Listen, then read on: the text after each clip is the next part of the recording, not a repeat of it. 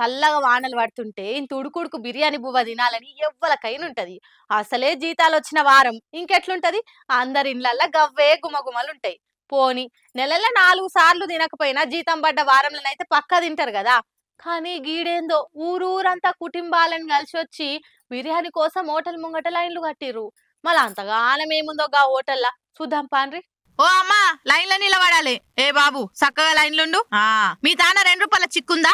ఆగో, 2 రూపాయల చిక్కతోని ఏం పని? ఇవాళ రేపు 2 రూపాయలకు ఏమొస్తుంది అంటారా?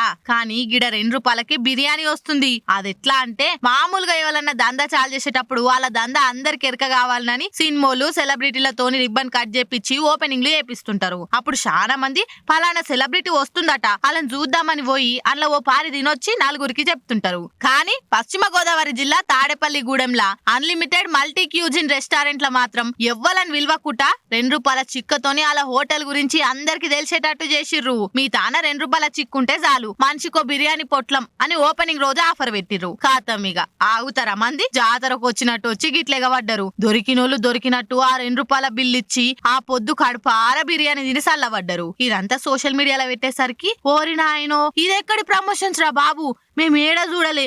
ఎన్నెన్నో ప్రమోషన్లు ఓపెనింగ్లు చూసినాం గానీ 2 రూపాయల బిల్ల వాడకం చూస్తే నోరు తెరిచే కథ అయింది అని మాట్లాడుకుంటుర్రు ఇక.